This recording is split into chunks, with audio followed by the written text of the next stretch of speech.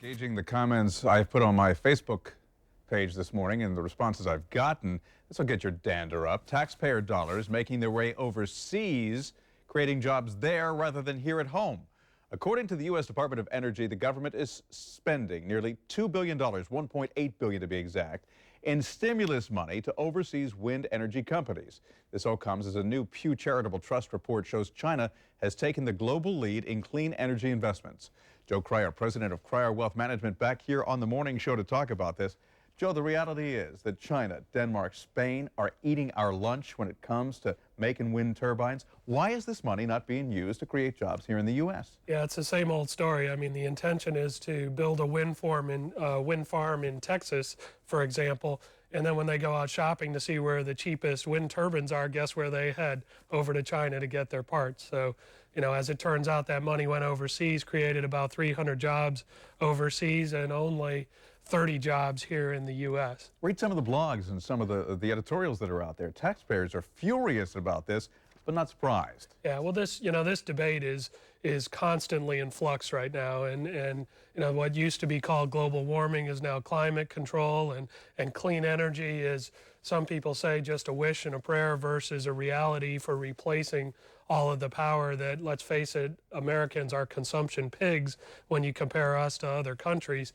We got a long way to go, and China and Brazil are eating our lunch as well right now. How do we make that dream a reality, and what kind of jobs are we talking about when it comes to green energy? Yeah, it's a tough call, and it really boils down to money, as so many things do here.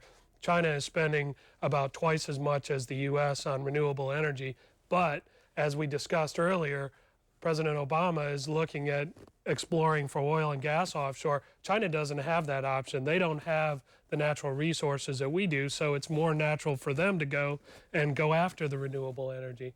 But there are jobs out there for scientists, engineers, the manufacturing, and of course selling and installing solar panels. We can tax incentive all these things and get them, into the mainstream in the U.S. Now let's talk about the green energy initiatives and what they're going to do, the impact they're going to have. Yeah, there's a lot going on here, and there's some crosswinds. It's not all about just pure clean energy at this point. It's taking some of the energy that we're using and doing it in a more efficient manner. I was telling you off air about something called a bloom box, which uses fuel and can actually power a home for an entire year off of very, very little fuel, in some cases just biofuel. So do we take some of that stimulus money that's being spent in China right now and target green jobs here at home? Absolutely, and I've also mentioned before that recessions are great times for these things to occur. Companies like Exxon are looking for ways to use stimulus money to create new energy that they can make money off of.